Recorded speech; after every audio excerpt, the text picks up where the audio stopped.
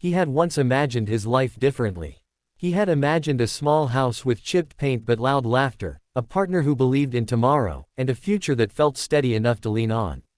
Instead, he found himself a single father at 36, raising a 6-year-old daughter with hair always tangled and eyes too big for her thin face, eyes that watched him carefully as if she were afraid he might disappear too. Her mother had left quietly one winter night, leaving behind a note filled with apologies and reasons that felt heavier than the truth. From that night on, he became everything at once: father, mother, provider, protector, and sometimes even the villain when there was no money left for small joys. He worked 2 jobs, sometimes 3, cleaning offices before sunrise and stacking shelves until his back burned, all to make sure his daughter never went to bed hungry or cold. Yet no matter how hard he tried, life seemed determined to keep him just one step behind disaster. That morning, he had taken a rare day off. His daughter had insisted he rest because she had seen the way his hands shook when he tied his shoes and how he sometimes stared into space like a man watching something sink beyond reach. The envelope he carried contained documents he barely understood himself, remnants of an account opened years ago by his late father, a man who believed in preparation more than luck. His father had died suddenly, leaving behind memories of rough hands and quiet wisdom, and a single sentence spoken long ago about an account meant for emergencies, meant for when the world felt too heavy. For years, the single dad had ignored it, afraid to hope. But the landlord's final notice and the school's reminder about unpaid fees had finally pushed him to step into a building that felt like it belonged to another universe entirely. The bank lobby was cold and gleaming, filled with the scent of money and confidence. People moved through it with relaxed steps, faces calm, voices low. He felt out of place immediately, his jacket thin, his shoulders tense. When he approached the counter, he did so carefully, as if one wrong move might shatter him. He asked to see the balance of the account, explaining softly that it had been his father's. The woman assisting him barely glanced at the papers before her eyes flicked to his appearance. She smiled, but it was the kind of smile that never reached the eyes. When she laughed, it was brief and light, the sound someone makes when they assume the outcome before checking the facts.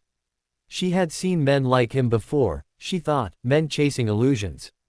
What she did not see was the years of sacrifice written into his posture, or the quiet dignity that refused to beg. As she typed in the details, her expression shifted. First confusion, then focus, then something close to disbelief. The laughter died abruptly, replaced by a silence so thick it felt like the room had leaned in. The screen glowed between them, numbers stacked neatly, zeros repeating in a way that made no sense. The balance was not small. It was not modest. It was staggering. The account had grown over decades, untouched, invested carefully, multiplying in silence while the sun struggled openly.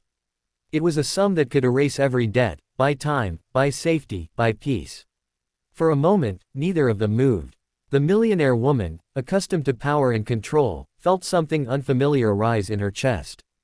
It was not envy. It was shame. The single dad did not react the way movies teach us to expect. There was no shout, no tears of joy, no dramatic collapse. Instead, his shoulders sagged as if he had finally set down a weight he had been carrying since his wife left, since his father died, since the first night he cried quietly so his daughter would not hear. Relief washed over him slowly, cautiously, as if he feared it might vanish if he embraced it too fast. His first thought was not of cars or houses or revenge against a world that had underestimated him. His first thought was of his daughter's smile, of her worn shoes, of the way she hid her worries behind childish drawings. He asked quietly about the next steps, about how to access it responsibly.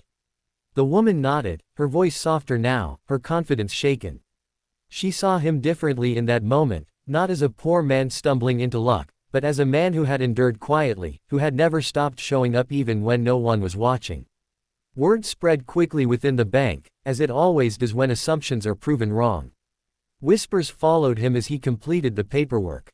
Some looked at him with curiosity, others with sudden respect. But none of it mattered to him. What mattered was the sun outside, warmer now, the city sounding less hostile. On the bus ride home, he stared out the window and thought about his father, about how preparation sometimes looks like absence until the moment it saves you. He thought about how close he had come to giving up hope, to believing that hard work alone was not enough. That night, He cooked dinner with a calm he had not felt in years. His daughter noticed immediately. She laughed more freely, sensing the shift without understanding it. For the first time in a long while, he slept without fear of tomorrow. The change did not happen overnight, not in the ways people expect. He did not quit work immediately or buy luxuries. He paid debts, secured a modest home, and set up funds for his daughter's education. He invested carefully, honoring his father's approach. He took time off not to escape life but to heal from it. The most profound change was internal. He no longer felt invisible. He stood straighter. He smiled more. He volunteered at his daughter's school, something he had never had time for before. He began to believe that stability was not a myth reserved for others. As for the millionaire woman, the screen haunted her. She thought about her laughter, about how easily it had come. She had built her success on sharp instincts and quick judgments, yet that moment exposed a blind spot she could not ignore. She began to notice the way people dressed when they entered the bank, the way assumptions slipped in unnoticed. She found herself quieter, more attentive. One afternoon, she started a small program within the bank aimed at financial education for struggling families, not as charity but as partnership. She never told anyone why. She did not need to. The screen had already taught her what humility could not. Years later, the single dad would tell his daughter about her grandfather's wisdom, about the importance of patience and preparation. He would tell her that the world might laugh at you before it understands you, and that dignity is something no balance can measure. He would teach her to be kind not because kindness is rewarded, but because it reveals who you are when no one is keeping score.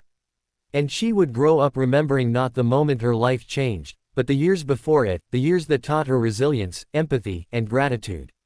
If this story is touching your heart right now, if you feel that quiet ache of recognition or hope, please take a moment to like this video, share it with someone who might need it, and subscribe to the channel. Your engagement helps stories like this reach the people who need them most.